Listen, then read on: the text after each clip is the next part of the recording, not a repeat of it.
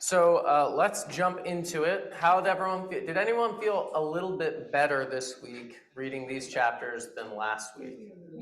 A little. All right. That is progress. That's all we need. I promised we would start by addressing one of the topics brought up at the end of last week, talking about what we're thinking about in our hearts, the difference between the big ghost's comment about killing the man in his heart for years.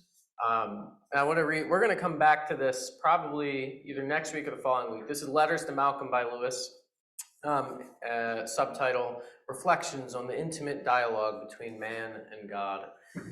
This is from chapter 20, and we're going to come back to this specific chapter later. And he says, I've been trying to forgive this person for over 30 years, and just the other day I suddenly discovered that I had suddenly forgiven them, trying and praying that I might. When the thing actually happened, my feeling was, but it's so easy. Why didn't I do this ages ago? And so many things are done easily the moment you can do them at all. But until then, they're sheerly impossible, like learning to swim. There are months during which no efforts will keep you up. Then comes a day, an hour, and minute after which, and ever after, it becomes almost impossible to sink.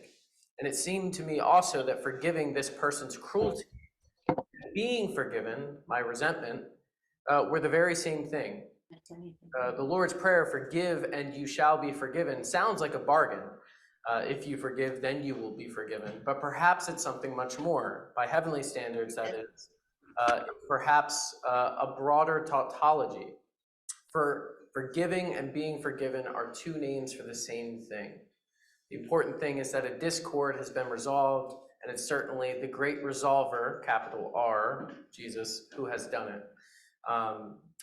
So that is some of the language of forgiving people in our hearts. It may not happen the next 10, 20, or 30 years, but it's the process of continually pursuing that. So we will return to Letters to Malcolm, I'm sure, in the coming weeks, because there's a particular portion of that I think will be really interesting for us. So to recap briefly from last week, the big idea so far: human beings were made with desires.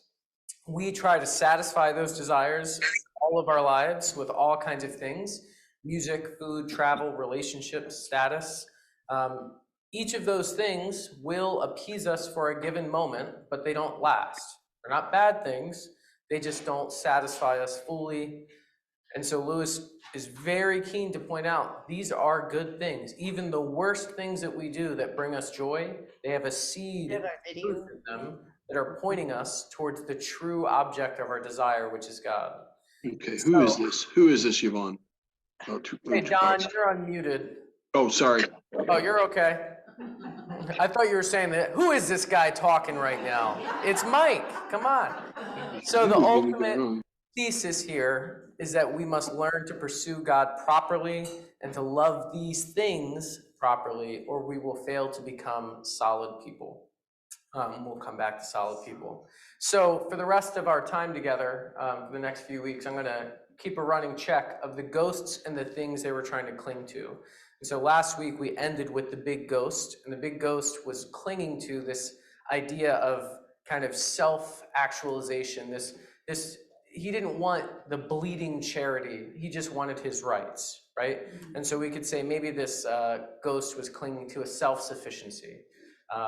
And we saw a little bit of the dialogue of why we don't want self-sufficiency. We were made to be in a relationship with something beyond ourselves. So we're going to pick up with chapter 5 today, and I've titled this chapter The Academic Skeptic, for lack of better terms. So again, we're going to put, this is a very dialogue-heavy chapter. This was the longest chapter that we read for today. So I'll have quotes up on the screen that we can follow along to, unless you're driving, and we'll unpack some of this along the way. And so to set the scene a little bit, the academic, this is the guy from the bus that was sitting next to Lewis and was ready to pull out his thesis for Lewis to read, and luckily he got saved from that interaction. But he runs into one of the solid people, and he knew him from Earth, and they apparently used to have a lot of conversations about philosophy and theology and the meaning of life. Now again, this is the guy on the bus that was very adamant that he was such a thoughtful person. He couldn't wait to get to this place. He didn't call it heaven, but to this place. But all the other people on the bus, he's like, they won't appreciate it. They won't understand it. They're not smart enough. They don't value it. So now he wants to have this thoughtful, thought-provoking conversation with this solid person. And so they're starting to talk, and then he gets into a little bit of an argument. And I'll put the skeptics' language in green. I'll always put the solid people in yellow, just to give us a heavenly color of some sort, perhaps. He says, look, you were getting so narrow-minded by the end of your life. He says, by the end of your life, you were coming to believe in a literal heaven and hell. But wasn't I right? Well, in a spiritual sense, sure, I'm still looking for the kingdom, but nothing superstitious or mythological. And so he's like, well, where do you imagine that you've been? What do you think the town was? And so the skeptic goes, I see. You mean the gray town with its continual hope of morning? And we all must live by hope, mustn't we? And with its field of indefinite progress, it's in a sense heaven if only we have the eyes to see it. That's a beautiful idea. Notice all of us think our own ideas are pretty beautiful half the time. And the solid person says, I didn't mean that at all. Is it possible you actually don't know where you've been? He goes, well, now that you mention it, I don't think we've ever given it a name. What do you call it? We call it hell. Oh, there's no need to be profane. These matters should be discussed simply and seriously and reverently. We don't need to use that language. He says, I meant what I said. You've been in hell. Though, if you don't go back, you may call it purgatory. Now, purgatory is this idea that comes particularly from the Catholic tradition. It's almost this process of sanctification after death. And so sometimes in its worst, what's the term I'll use? In its worst renditions, it's been described as temporary hell, basically, where you suffer for a little bit. Let's say it's like a prison sentence. Oh, well, you owe us 7 years of suffering, but after that, you can go to heaven. That's not what the original doctrine of purgatory was. It's a continuation of our sanctification in some sense. And so Lewis talks about this in Letters to Malcolm, which we'll return to in a few weeks. But this is the idea that if you stay here, then it was purgatory because it was only for a time. The skeptic goes forward. He says, well, no doubt you'll tell me why I was sent there. And he's like, yeah, you were sent there because you were an apostate. Apostate is someone that just denounces a faith or a political belief. This would obviously be dealing with faith. He said, you denounced your own faith. That's why you went to this place. He's like, well, this is much worse than I expected. Do you really think some people are penalized for their honest opinions, even if some of them were mistaken? So the solid person says, do you think there's no sins of the intellect? Well, there are indeed, but honest opinions followed fearlessly are not sins. My opinions certainly were honest. When the doctrine of the resurrection ceased to commend itself to the critical faculties which God has given me, I openly rejected it. I took every risk. Now, what's he saying here? He's saying, God gave me the ability to think. We're supposed to think. God is reasonable. God wouldn't punish me for thinking really hard. I'm being honest. I'm being open. I'm pursuing truth. And that's why even when I got to the resurrection, I realized eventually this is such a ridiculous idea. Someone getting risen from the dead, someone ascending into heaven. This is so preposterous. God gave me this brain. And so I rejected the resurrection. I took the risk. It's hard to be in a world where you reject something like that. The solid person says, what risk did you take? What came of that risk? You got popularity, you got book sales, you got invitations to things. He says, well, what are you suggesting? He's like, I'm not suggesting at all. Notice the tone of the solid person here. It's going to continue. There's an attempt from the skeptic to engage in this fencing match of the intellect, trying to pin down ideas. And at every turn, the solid person is trying to get us off this road. This isn't an intellectual fencing match. This is an attempt to pursue truth. It says, I'm not suggesting at all. Our opinions, when they were on earth, they weren't honestly come by. We simply found ourselves in contact with a current of ideas and plunged into it because it seemed modern and successful. We wrote the kinds of essays that got good grades and won applause. But when in our whole lives did we face in solitude the one question on which all things turned, whether after all the supernatural, capital S, might not in fact occur? When did we put up one moment's real resistance to the loss of our faith? The solid person is saying, yes, using your brain's important. Yes, God is reasonable. Yes, logic's important. But when did we allow that to become the thing we valued most? Remember last week we talked about this hierarchy of values. If we love things the wrong way, they can lead us astray. If you put logic above all things, you'll start to end up in ideological places like Adolf Hitler, who had all kinds of logical positions, I'm sure, that you could explain away, but it involved killing a whole lot of people. It made sense by his logic. It made sense by a string of logic. It's not the final goal of what it means to be good or whole. In the same way, he's saying, at what point when we were pursuing logic to its final end, did we ever resist our faith falling apart? Did we ever try to keep it together? And so the response from the skeptic is, well, I'm far from saying that people don't make mistakes. Of course they do, but it's not a question of how opinions are formed. The point is that they were honest opinions, sincerely expressed. And so the solid person says, well, of course, if you have allowed yourself to drift, unresisting, unpraying, accepting every half-conscious solicitation from our desires, we reach a point when we no longer believe the faith. Just as a jealous man eventually believes lies about his best friend, and a drunk eventually believes that another glass will do them no harm. Their beliefs are sincere in the sense that they do occur as psychological events in the mind, but errors which are sincere in that sense are not innocent. Lewis is saying, yeah, you are exercising one part of your brain, but not your whole self. Remember that language that Jesus uses, what is the greatest commandment? To love God with all our heart, soul, mind, and strength.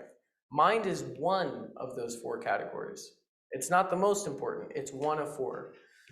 What the solid person is getting at is this idea that we need to love with our whole selves. If you allow your mind to become the only thing to dictate everything else, it leads you down dangerous paths. And remember, Lewis is writing as a person that went through World War I and was now writing to people during World War II.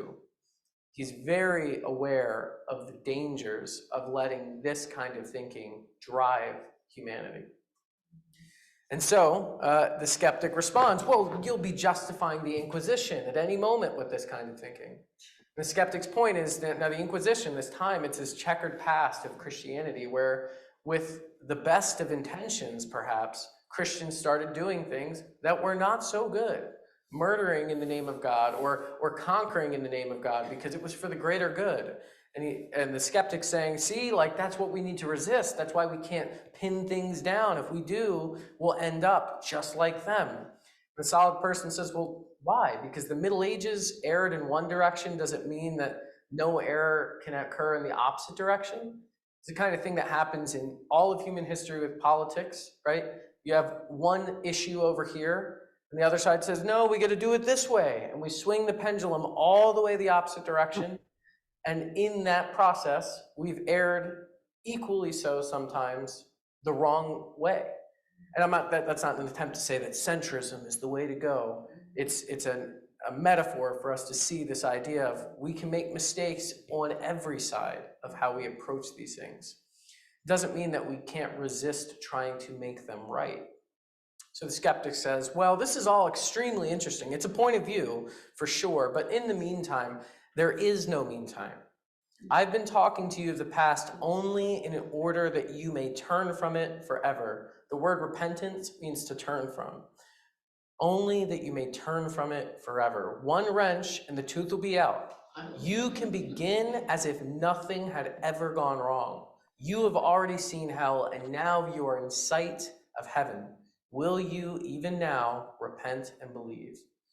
The skeptic's not exactly getting it. I'm not sure the point you're trying to make. I'm not trying to make any point. I'm telling you to repent and believe. This is a danger, particularly as we're in this I know we're not all Presbyterians here.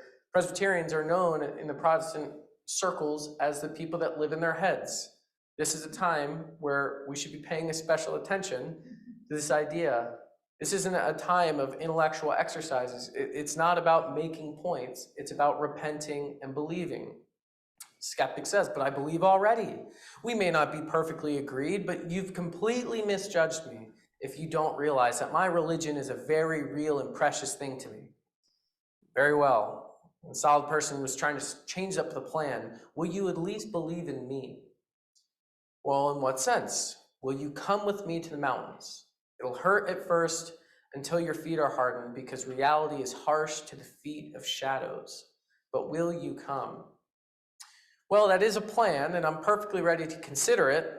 Of course, I require some assurances. I want guarantees that you're going to take me where I'll find a wider sphere of usefulness and a scope for my talents that God's given me, and an atmosphere of free inquiry.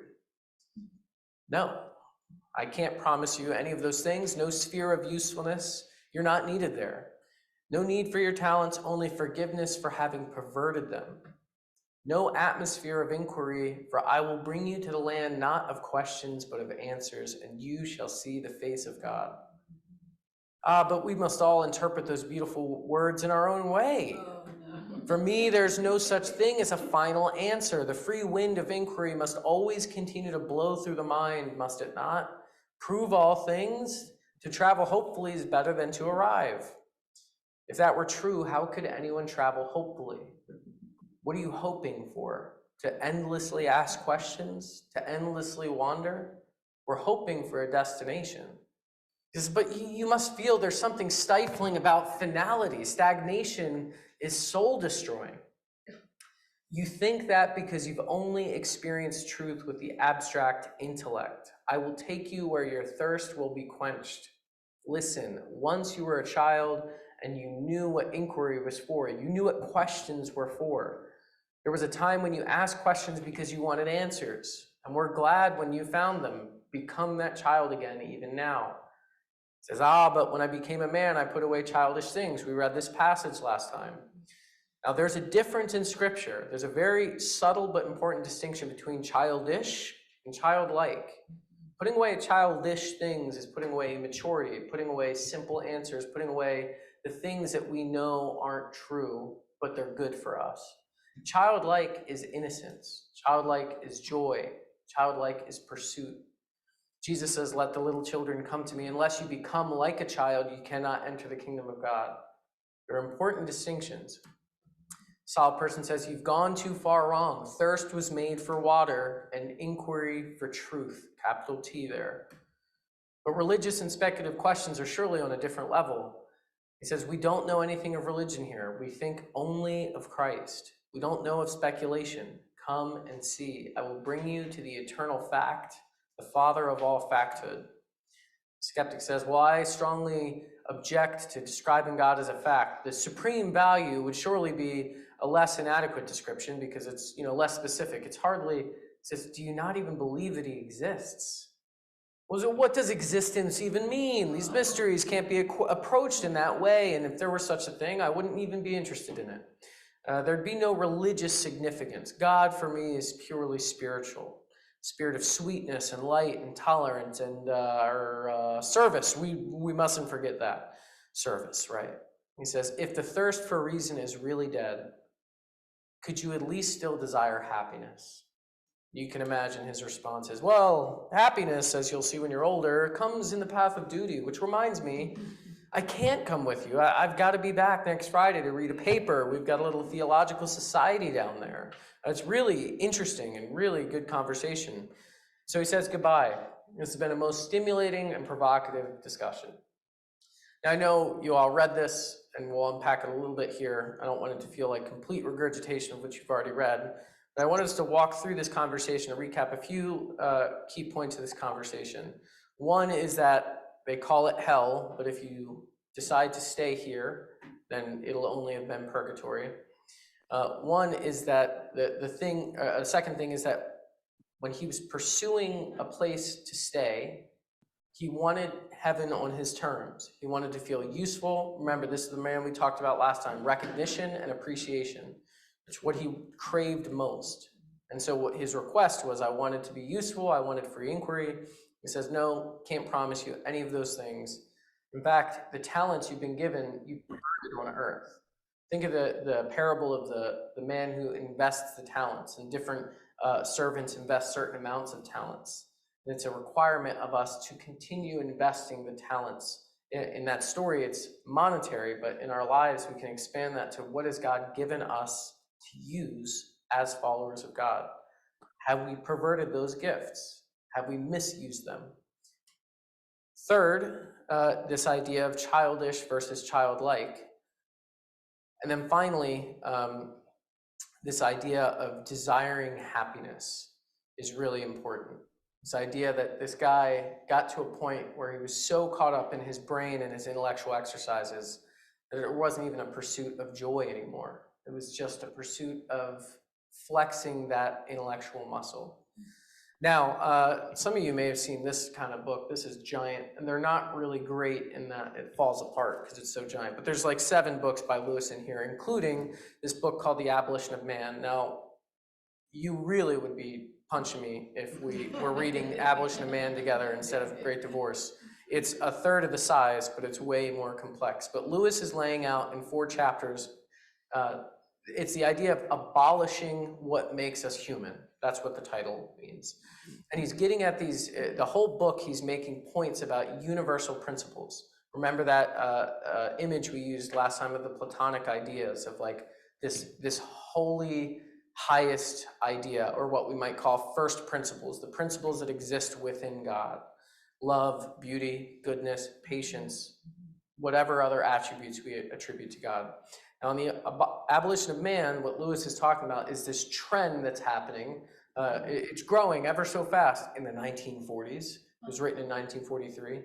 That people want to get away from universal principles and say, well, these principles aren't really universal. We just believe them because we were told to. But if we can get past why our parents taught us this and figure out who taught them that and who taught them that, eventually we'll figure out that none of these ideas actually matter that much. It's just what we decide matters for our society. Lewis is pushing for objective truth or objective value that exists beyond our subjective experience. So he's got a problem with this. And so I just want to look at this quote. It's good for all of the Great Divorce, but it's good especially for the academic skeptic we just read about. This is the last paragraph of The Abolition of Man. That's how he ends the book. He says, you can't go on explaining away forever. You'll find that you've explained explanation itself away. You cannot go on seeing through things forever. The whole point of seeing through something is to see something through it. It's a little word dancing there. He's saying the whole point of seeing through a window is to see what's outside the window. But imagine if you look out the window and the next thing you look at is also see-through. And the next thing after that. Eventually, you're going to run out of things to see through. He says our time today, I guess we can think about, our time today is to look at the Great Divorce and read these words and then decide, what do we think Lewis meant by these words? But we might go the extra step and go, well, why did Lewis think those words? Maybe he read them from George MacDonald. Why did George MacDonald think these things? Well, maybe because he read Augustine. Well, why did Augustine think those things? Well, maybe because he read Jesus. Okay, why did Jesus say that? Well, maybe because Jesus read the Old Testament. And eventually we're going to get to some place where we go, well, what was the first thing? And in a postmodernist downward spiral, it's a very particular kind of philosophy. We're not going to go down this road. But it's this idea that all of our ideas are interconnected, which is true. Our perception of what it means to be a husband or a wife or a child or a parent or a Presbyterian or just a Christian, we don't use denominations, or a Muslim or whatever terms, it's all interconnected, certainly. But the idea that there's no truth beyond our subjective experience seems problematic too. You don't experience every single thing as a person every single day to know that certain things are true. Most of you have never piloted a helicopter, but you know that some people pilot helicopters. You don't need to pilot one to know that it's possible. And in the same way, there are certain truths in reality that you're not going to see directly, but that are true in some sense. Lewis is getting to this idea that there's this movement in humanity to remove all things mythological, all things spiritual, all things that connect us to God, and just reduce everything to the intellect, everything to problems we can solve in our brain. And when we keep doing that, everything we experience is just another problem to solve, another thing to see through. We start to see through everything. It's the final part of this paragraph. He says, it's good that a window should be transparent because the garden beyond it is opaque. But what would happen if you saw through the garden too? There's no use in trying to see through first principles. There's no use in trying to see through the attributes of God. Eventually, we're going to get all the way back to love. Well, what's beyond love? It's just love. It is a fundamental first principle. He ends this section by saying, if you see through everything, then everything's transparent. But a wholly transparent world is an invisible world. To see through all things is not the same as not to see. Or it is the same as not to see. Because if you see through everything, what are you seeing?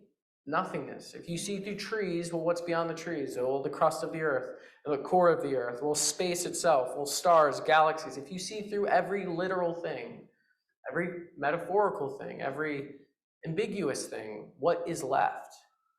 And there's this movement that had begun before Lewis's time, but that continues today. This idea, well, nothing can really be sure, so we should just keep asking questions. And Lewis is chiefest of people willing to ask the questions, but he's saying we have to be careful not to become so obsessed with asking questions that we never land on answers.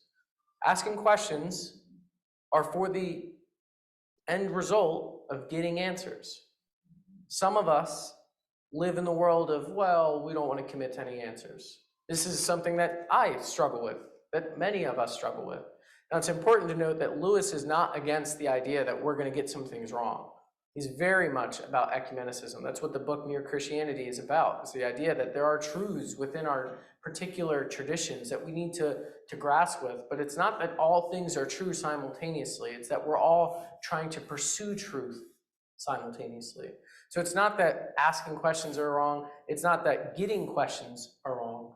But Lewis's contention is that some people, when they come face to face with truth, capital T, are not going to accept that there is a final answer. If you want to imagine a story from Scripture, imagine the thieves on the cross. We always talk about the thief on the cross. One, because one of them says, you are the Son of God, and Jesus responds, surely this day you'll be in paradise. There was another thief that did not believe, right? And so in one sense, it's what will we do when we're confronted with truth? And so as we think about the academic skeptic, we could say maybe he clung to the freedom of thought. That was what this ghost was clinging to more than anything. Do we cling to our pursuit of questions more than our pursuit of God? That's what Lewis is trying to set up here. That's about 25 minutes on that chapter. We'll spend much less on the following chapters. Chapter 6, I titled The Skittish Thief, just on the way that this thief acted a little bit. Lewis finds himself around the water after that. He hears this lovely sound in the forest, and he notices a tree growing apples that are gold. And suddenly he notices another ghost crouching behind a bush, motioning for him to duck down as if there was some danger approaching. The ghost snuck up to the tree and was attempting to stuff his pockets full of apples, but he couldn't. So he settled for 2 apples, but he couldn't even do that. So then he was like, all right, I'm just going to get 1 large apple, and he couldn't do that. So then he finally decided to find the smallest apple he could, and that's what he would take with him. Lewis writes, the amazing thing was that he succeeded. He was lame from his hurts, the weight bent him double, yet even so, inch by inch, still availing himself of every scrap of cover, he set out on his Via Dolorosa to the bus, carrying his torture. That phrase, Via Dolorosa, it's a reference to the journey from Jerusalem to the cross that Jesus makes. So it's referenced in different ways, but it's essentially the way of suffering. That's what Lewis is saying here. One of my biggest beefs with Lewis is that he assumes we all read, Latin and this, that, the other thing, and he uses these kind of phrases all the time. So constantly I have to Google these things. But here we are. This guy wanted to take all of these golden apples back to the bus so he could go back to the town with them. He thought, surely these things will be worth something there. But remember, these things are all solid and he's a ghost. They're too heavy, they're too hard, they're too hurting. So he settles for 2 and he settles for 1. And just carrying this one apple is the greatest struggle he's ever experienced. And a solid person comes on the scene. He says, "Fool, put it down. You cannot take it back. There's no room for it in hell. Stay here and learn to eat such apples. The leaves and the blades of grass and the wood would delight to teach you." Now that language there is going to come back up in the following 2 weeks. There's no room for it in hell. But unfortunately, the ghost does not listen. The ghost continues inch by inch making his way to the bus. Now this language of golden apples is something Lewis uses elsewhere. I know many of you were at the soup suppers last year where I was leading, shocker on Lewis, and we were doing the Chronicles of Narnia. Now the Chronicles of Narnia, whether you read them or not, it's all right, I'll paint the scene for you. This volume, The Magician's Nephew, is the prequel basically to the Narnia storyline. And in this prequel, it's a retelling of creation, essentially. So Aslan is the great lion, he's the Christ figure, and Aslan comes on the scene to this dark, uninhabited piece of land, which turns out to be Narnia, and he starts singing a song. It's a beautiful song. And this song, as he sings, there's trees sprouting up and stars going to the sky, and all of these things are evolving around. Now, the main characters there, Diggory and Jill, they're amazed by this. They can't believe how beautiful this is. But the antagonists of this story is Diggory's uncle, this evil Uncle Andrew, who messed with dark magic, and this evil witch named Jadis, who comes up later in The Lion, the Witch, and the Wardrobe, and things like that. Aslan sends Diggory on this mission to go to a garden where there's a tree in the middle to pluck an apple. Garden of Eden kind of story. He says, you have to get this apple, you gotta bring it back, I'm gonna take the seed from that apple, I'm gonna plant that tree here in Narnia. So Diggory goes on this mission. The background of this is that Diggory's mother back at home has this terminal illness. And he spent every day for years watching his mother go down and down and decline in health. He knows that this holy apple would heal every ailment that she has, but he knows he can't steal it. And so the dialogue goes like this. He gets the apple and he turns to leave. But as he turned to leave, he was shocked because he wasn't alone. Jadis, the witch, was just a few yards from him, throwing an apple core away that she'd eaten. The juice stained her mouth, and Diggory began to see that there might be some sense in that last line about getting your heart's desire, but also getting despair along with it. That's what Aslan had said to him. He says, for the witch looked stronger and prouder than ever, but her face was deadly white as salt. And she told him, I know why you've come. You came here to get the fruit and plan to take it back to that lion, untasted, for him to eat and use. You simpleton. Do you know what this fruit is? It's the apple of youth and life. Eat it and you will never grow old or die. Eat it and we can live forever as the king and queen of the whole world. And so Diggory says, no thanks. I don't know that I care too much about living on after everyone else I know is dead. I'd rather live an ordinary time and die and go to heaven. And then the witch told him to think of his mother. What has the lion ever done for you that you'd become his slave? What can he do once you go home? What would your mother think if she found out you could have saved her from her pain, but you wouldn't? He says, but mother would tell me not to do it if she were here. The witch is still trying to convince him. She doesn't ever need to know. The witch was speaking more sweetly than you could ever imagine. No one would ever have to know, not your mother or father. You could even leave that girl, Jill, so she could never tell. And in fact, it was that last bit when she tried to get him to leave Jill behind that kind of broke this spell. Now he goes back, he doesn't eat this apple. He takes it to Aslan. And he was sad because he had told Aslan the witch had already eaten one of those apples. And Aslan says this, it's because she ate the apple that the rest are going to be a horror to her.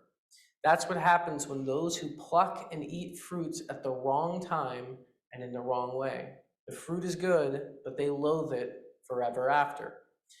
There's something about getting things the wrong way, even good things, that ruin them for us. He goes on, I'm sure some of you are really nervous. How does this end? Polly thought this might mean that the powers wouldn't work on the witch to make her eternally young then, because she did it the wrong way. And Aslan said, alas, it will. Things always work according to their nature. She had her heart's desire, strength, and endless days. But the length of days with an evil heart is only length of misery, and she has already begun to know it. All will get what they want.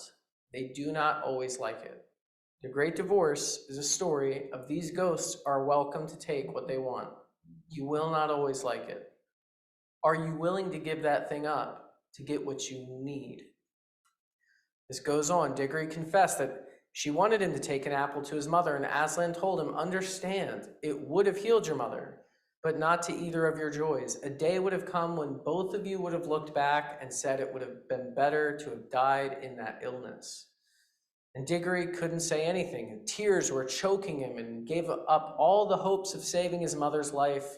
But at the same time, he knew that the lion knew what would have happened, and there would have been things more terrible. There are sometimes things more terrible than losing someone you love. But Aslan spoke again. That's what would have happened with a stolen apple. It's not what will happen now. What I give you now will bring joy. It will not give endless life in your world, but it will heal. Go and pluck an apple from the tree. Diggory cried. He got the apple. He put it in his pocket and asked if they could go home.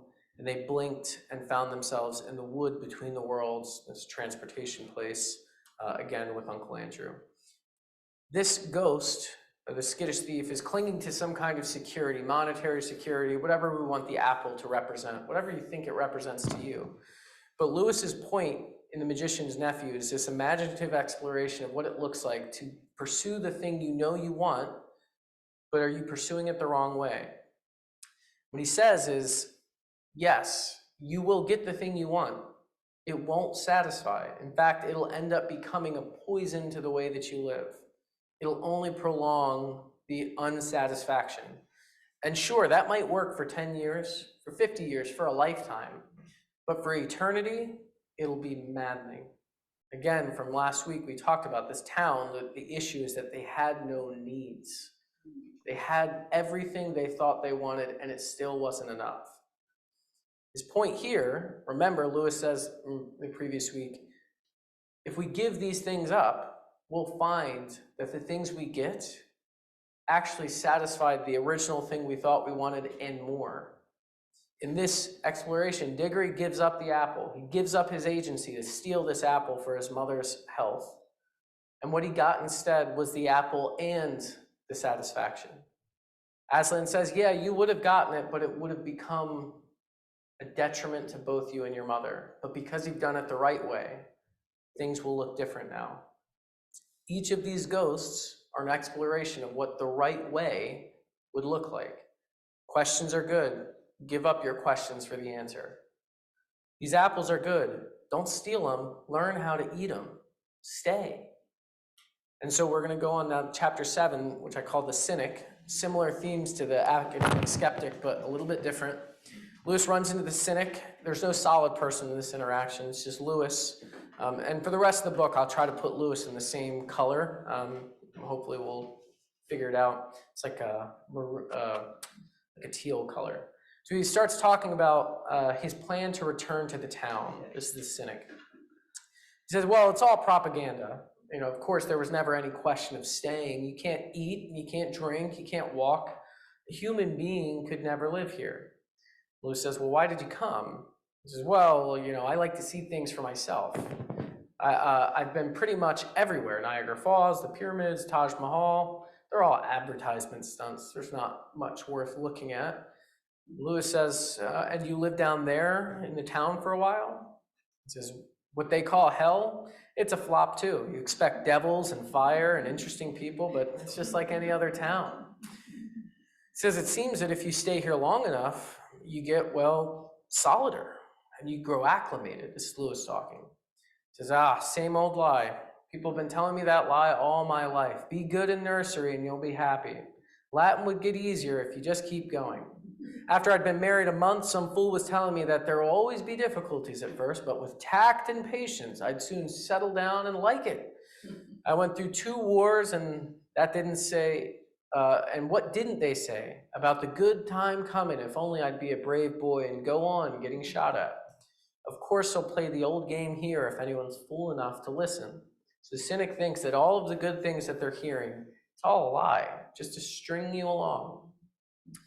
Lewis responds, but who are they? Who are these people in this great conspiracy to trick you?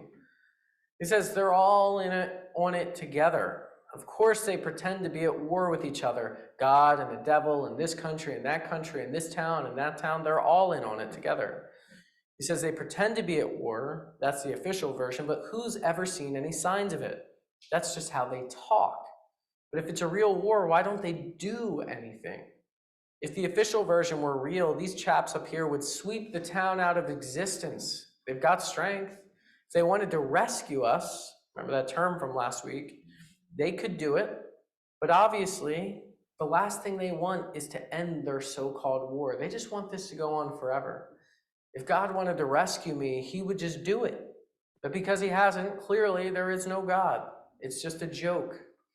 Now, this isn't Lewis talking to him. This is him reflecting. He says, this account of the matter struck me as uncomfortably plausible. I said nothing. He says, anyways, who wants to be rescued? What would there be to do here? Remember, we talked about the middle voice in Greek last week, this idea that we have active things. Mike kicks the ball. We have passive actions. Mike is kicked by someone in this room for continuing to talk too long. Then the middle voice is kind of this ebb and flow between both places. And the term rescue involves that middle voice. Like we use the Coast Guard analogy of you have to get rescued, but you have to consent to the rescue in some sense sometimes. Who wants to be rescued? That's what the cynic's asking. Remember the first ghost we encountered. Who wants bleeding charity? I just want my rights. Remember the skeptic. I just want free inquiry. Why would I want to be rescued if it takes me from the thing I want? What would we even do here? It's just a very fair question. We talked about a little bit again last week. What is going to be in heaven? We're just going to eat and sing songs forever? It's a never-ending church service. We all enjoy church here. You're allowed, this is a safe space. You're allowed to admit you wouldn't want to be at a 10-year-long church service, let alone an eternal one. Is that what it's going to be? Lewis has some writings elsewhere where he thinks that's not really a holistic enough account of what heaven is. But what would we do? So Lewis asked, well, what would you like to do if you had your choice? He said, see, it's up to management to find something that doesn't bore us, isn't it? God should be pitching us. And if the pitch is golden gates and pearly floors, I mean, is that really a good pitch? He says, why should we do it for them? Why should we tell you what we want? They keep asking us to alter ourselves, but if they're so clever and powerful, why don't they find something to suit their public? What would you say if you went to a hotel where the eggs were all bad and disgusting, and when you complained, instead of apologizing, the boss just told you, well, if you tried, you'd end up liking bad eggs eventually. That's not really a good response. And that's what the cynic's saying. He's like, no, this isn't good. They're just telling us to change ourselves and eventually we'll like it here. But it's all a lie. So anyways, you coming home with me? Lewis goes, there doesn't seem much point in going anywhere, according to what you're saying. He says, and at that point, a great depression had come over Lewis. He said, at least it isn't raining here like it is in the town. And of course, the cynic goes, well, I'm sure it will start raining. It's going to be terrible. You can't even walk on the grass. Imagine these raindrops falling through you like bullets. It's going to destroy you. Now, at this point, the cynic wanted to cling to this critical thought. He couldn't let himself be open to the idea that there might be something good. It's pessimism to its furthest degree. It's a jaded cynicism. Again, this is something personal to me. I wrestle with this kind of thing. You can always point out a cynic because they call themselves a realist. That's how you know you found a cynic. I'm just being a realist. We should take account of everything. And that's true, but you never really know if you've stepped into cynicism. That's the dance. From realism to cynicism becomes this jaded step of, well, everything's going to go wrong. Jaded cynicism is that nothing can ever go right. This cynic couldn't let himself be open to the idea that things could go right. Now, here's where you all might start kicking me, is I should have sent an email on Monday that we're going to go over chapter 8 today. I'm sure you're all bummed. You wanted to read ahead because it's so enjoyable. It's a short chapter. The only reason we're doing this today is because some of you have already read ahead and know that chapter 9 is very long. And so I did the math, and this will shape out that every week will be about 30 pages total, rather than next week being like 40 pages or something. But I think I'll be able to catch you up to speed on chapter 8 here. And we'll spend some time chatting right after. So chapter 8, we call the vain woman. Now, don't take my titles for the chapters too seriously, in that they're just a way for me to delineate where we are. Maybe it's not a vain woman. Maybe we find a new term for her after this. But vanity is part of what's going on in this conversation. Now, Lewis is reflecting now on his conversation with the cynic. It's kind of throwing him off. He's a little depressed about it. He hadn't thought about the intentions of the solid people up to this point. He never questioned their essential goodness.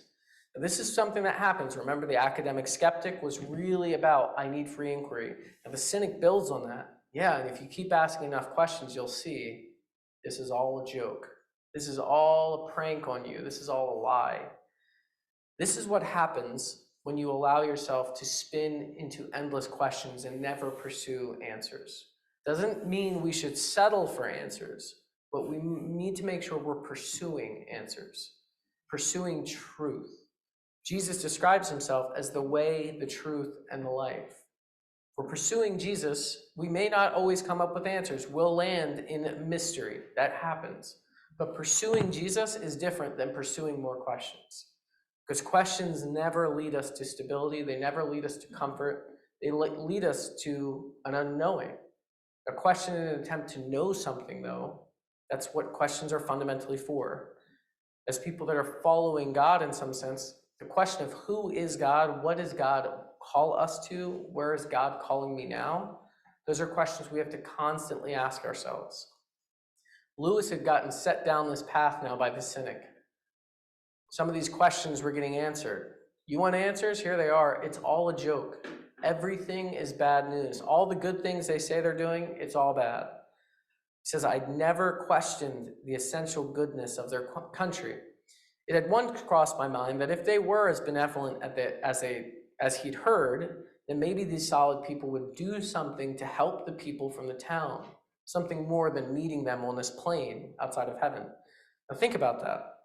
At this point, he's like, what have they done?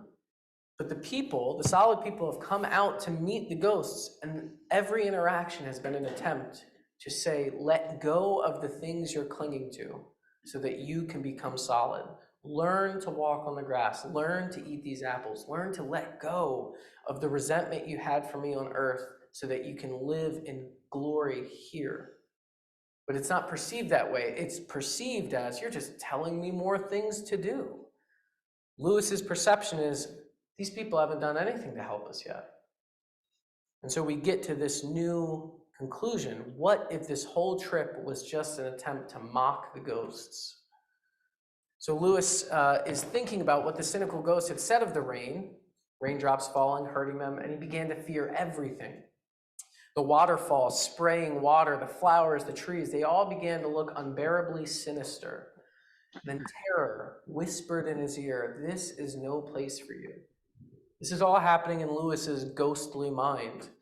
And once again, it'll be a good time to step into some other imaginative work. Again, the magician's nephew, during the process of creating the earth, as in singing this song, and all of the protagonists, all of the good people are enjoying this song, but his Uncle Andrew, this negative antagonist the entire time, who's trying to find his own way to coerce this magic, he's not enjoying it at all.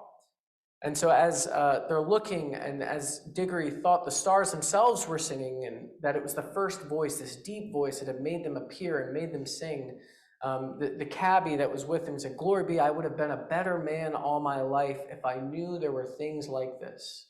This idea that when you encounter heaven, it changes the way you want to live. When you see real goodness, it makes you want to live good.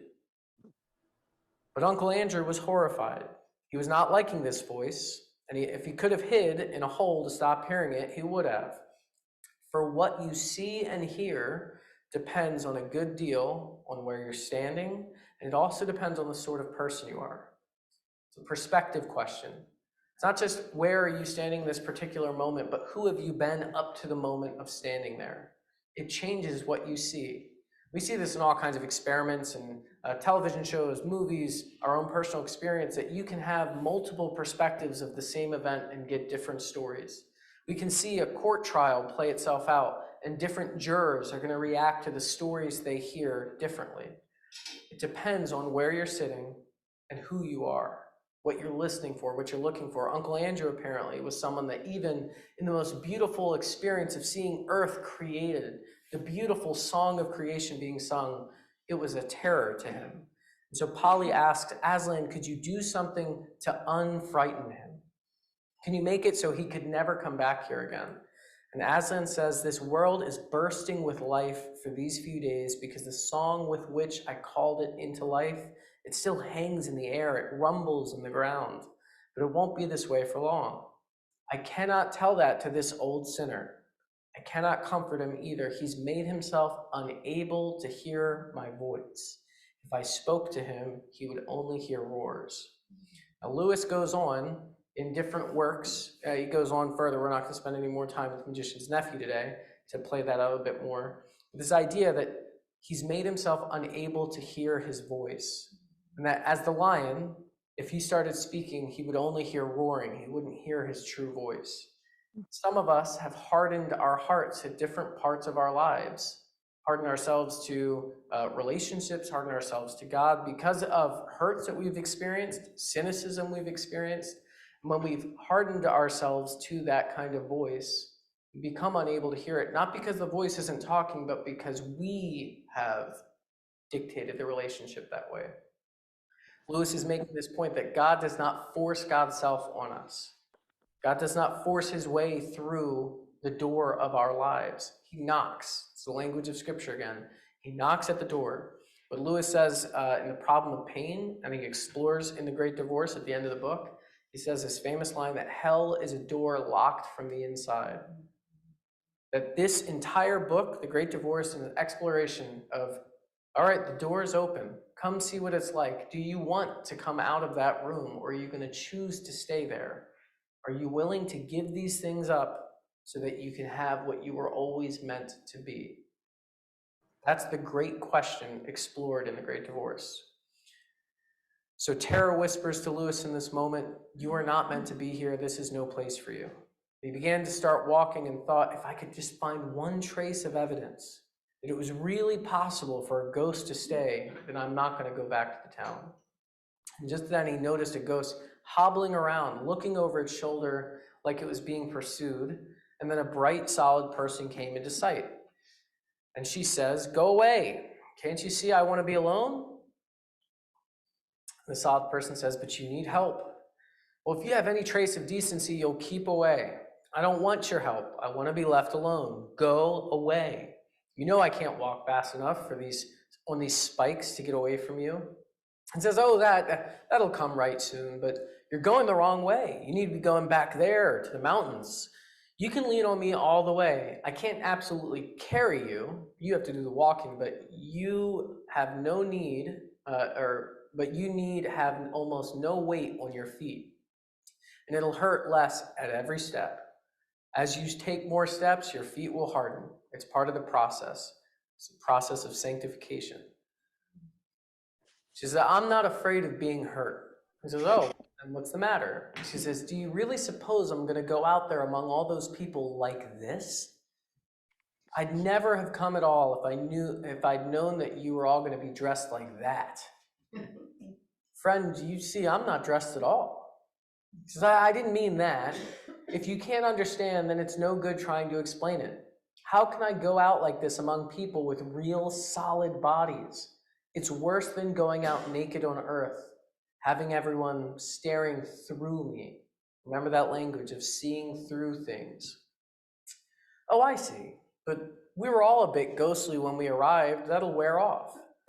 But they'll see me. Well, why does that matter? I'd rather die. He says, well, you already died. There's no going back to that. Well, I wish I'd never been born. What are we born for? This is important. Solid person leans in, the serious tone says, infinite happiness. And you can step out into it at any moment. Remember, we spent about 15 minutes in 6 different books last week talking about this secret thread, the things that our desires are really pointing us to at every given moment. We were created to be in relationship with God, to pursue joy. These little joys we experience are just a taste of the joy we were really supposed to experience in relationship with God. We were created for infinite happiness. And you get to choose to step into it. It's a gift that's been given to you. You engage with it. She says, but they'll see me. He says, in an hour, you won't care. In a day, you'll laugh about it. Don't you remember on earth when things were too hot to touch with your finger, but you could drink them, a cup of tea? Shame is like that. If you'll accept it, if you'll drink the cup to the bottom, you'll find it very nourishing. But try to do anything else with it, and it scolds you. Now, shame is an interesting topic. Lewis addresses problem of pain in particular. Shaming people, not good. The experience of shame can be good. What is shame if it's not? Let's try to imagine a world where there's perfection or of some sort. Particularly, the church has shamed people. Hopefully not this church, but I'm sure every church, right? That's not really a good thing. But what is the experience of shame? When you've done something wrong, I have 4 siblings. There are many things that I did. I knew I was wrong. My parents never gave me the spankings. They gave me the thinking chair, which was not, that was the bane of my existence. But there was a shame I felt when they had explained to me why what I did was wrong. And when it came to, it sank into me to realize, like, you're right, that was wrong. That wasn't nice that I said that thing. There was this shame of like, I can't believe I did that. I can't believe that's who I am. Well, it's not who I am, it's what I did. Those are different distinctions that we're not really good with as a society. Sometimes we mix, well, what do you do for work? As if that's who you are. No, it's part of what you do. It's not who you are. Shame is like that. Shame, as Lewis says, if you'll accept it, wrestle with that emotion. Perhaps some of us, as we read about these different ghosts, there's little glimpses of shame. Well, do I cling to the intellect? Do I cling to free inquiry? Do I cling to monetary gains? If you embrace it, if you face it rather than trying to push it down in some other way, then it'll do what it's supposed to do. Do anything else with it, and it'll scold. Think of the process of being shamed feels like someone threw scalding hot water at you. That's why it hurts so much when people you trust enter in relationship and betray that trust with something like shame. That's why when institutions like the body of Christ or the church have shamed people, it hurts so much more than when we just had a disagreement. Now, there's a children's show. I'm not even going to quote the exact show. It's one of my favorites, but there's a beautiful nugget of wisdom in this where he says, you're wrestling with too much shame. You need to let these things go. The character says, well, I've got so much pride. What do you mean? Like, I can't, I'm not ashamed. He says, shame is not the opposite of pride. It's its source. When we wrestle with too much shame, we become prideful, too prideful to let go of the things that we have done wrong. Shame is a poison if we use it the wrong way. But it's something in us, I'd say the Holy Spirit pointing us to the kind of life we're supposed to be living. That's why sometimes you say something in the moment, and after that moment you go, I shouldn't have said that. Not because you offended someone, but because you know you shouldn't have said that. There's something about that thing. It's not the route you were supposed to go. Lewis is watching this unfold, and she says, you really mean? And Lewis felt this suspense building, like his own destiny hung on her reply. He said, I could have fallen at her feet and begged her to yield. And the solid person says, yes, come and try. And she almost did. She began to move, but then she cried out, I can't. For a moment when you were talking, I almost thought, but you have no right to ask me to do this. It's not fair. They should have warned us. I wouldn't have come. Now please go away. The solid person says, friend, could you only for a moment fix your mind on something that's not yourself? In the Screw Tape Letters, Lewis writes a very important distinction about humility. He says, humility is not thinking less of yourself. It's not pretend. It's not self-deprecation. It's not saying, oh, Mike, you love Lewis, you know so much about Lewis. It's not me saying, no, I don't know anything about Lewis. That's a lie.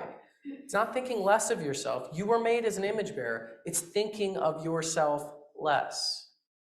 It's not making yourself the focal point of every single thing. It's trying your best to put yourself from your own mind.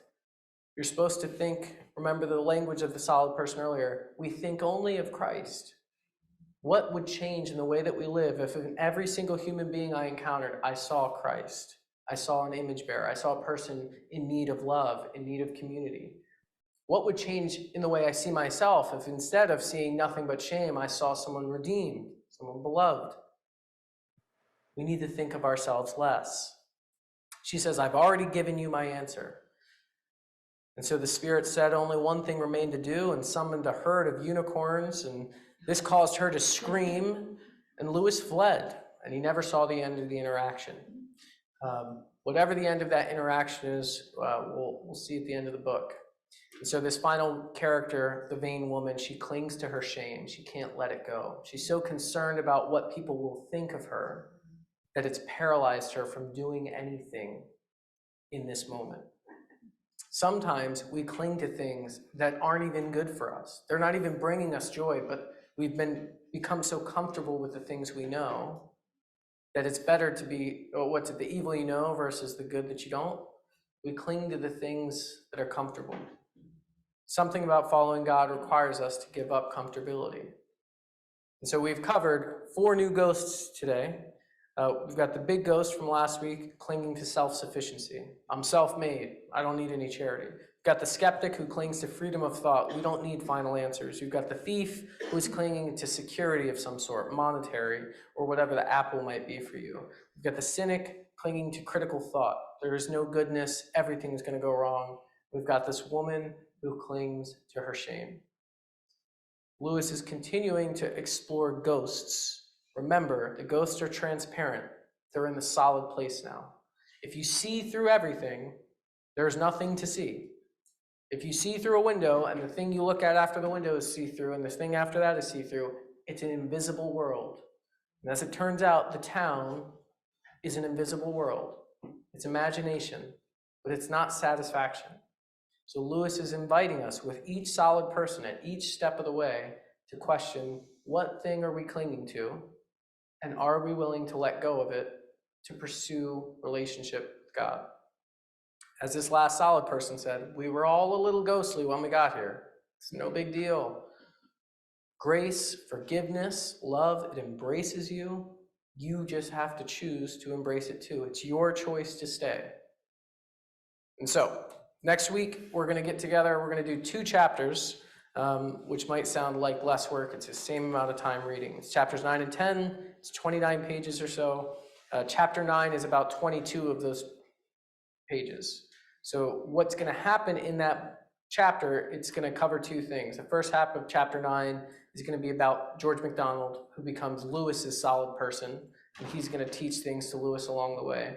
The second half is going to be about another ghost. So pay attention to chapter 9 in particular. We'll spend most of our time there next week, and then we'll wrap up with chapter 10. So, yeah, thank you guys. I have a question. Yeah. Who's Tantalus? Who's who? He says, the gods tortured somebody or mocked somebody, and like the gods did to Tantalus. Who's Tantalus? Oh, is that in chapter 8 there? Yeah. Yeah, this is again where Lewis is assuming we're all very well read in our Greek mythology and our Latin. I'll be honest, I don't know off the top of my head. It's one of those places where I could have looked that up. I know Icarus, fly too close to the sun kind of thing. I don't know. But no, I don't know Tantalus. I think Tantalus, the word tantalizing comes from Tantalus. Oh. So to me, you can sort of think of metaphor. Yeah. Things tantalizes that shouldn't. Yeah, well, I'll do some extra homework. We'll start next week with Tantalus, the great story of the tantalizing journey, perhaps. Thank you guys for humoring me, and we'll pick up next week. Thank you, everyone on Zoom. We're done now. See you soon. Hey, thanks.